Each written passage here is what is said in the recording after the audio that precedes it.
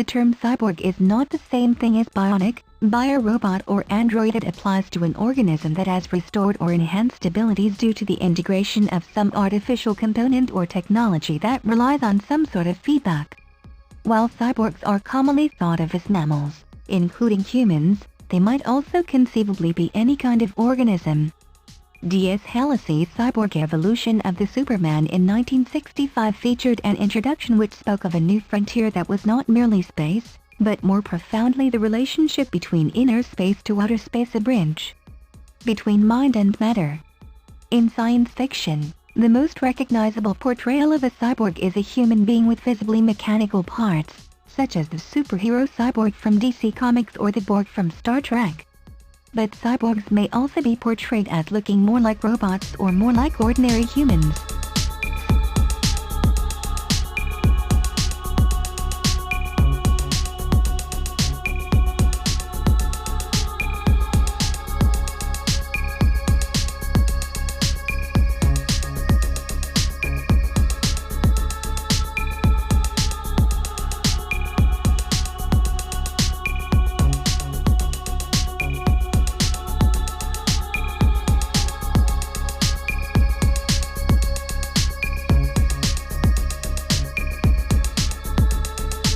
Cyborgs may appear as humanoid robots, such as Robotman from DC's Doom Patrol or the Cybermen from Doctor Who, or they may appear as non-humanoid robots, such as the Daleks in Doctor Who or some of the motorball players in Battle Angel Alita.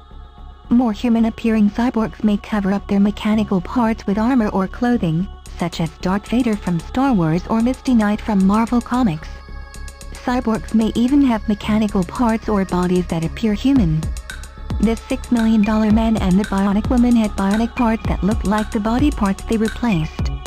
Motoko Kusanagi from Ghost in the Shell is a full-body cyborg whose body looks human.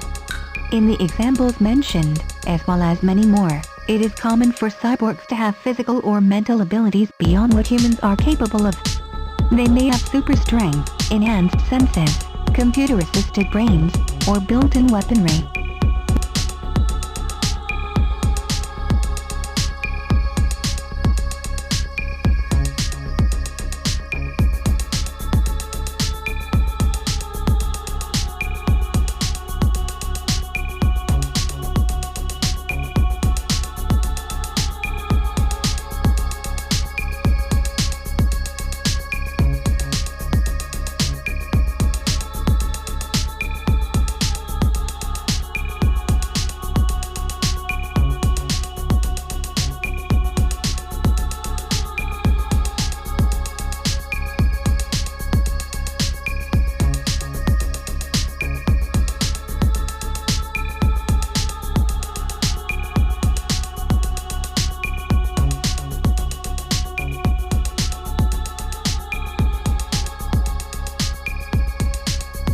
As early as 1843, Edgar Allan Poe described a man with extensive prostheses in the short story The Man That Was Used Up.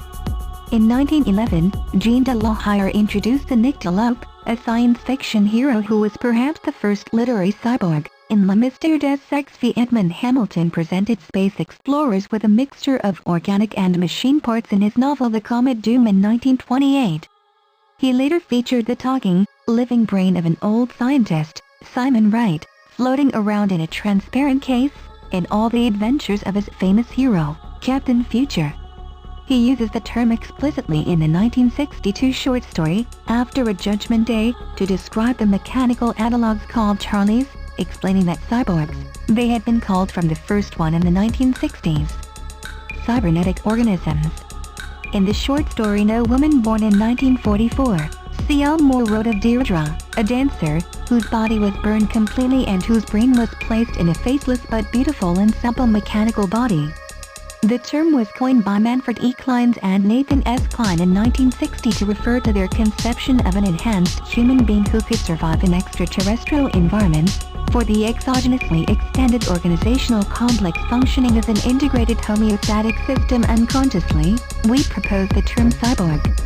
Manfred E. Clynes and Nathan S. Klein. Their concept was the outcome of thinking about the need for an intimate relationship between human and machine as the new frontier of space exploration was beginning to open up.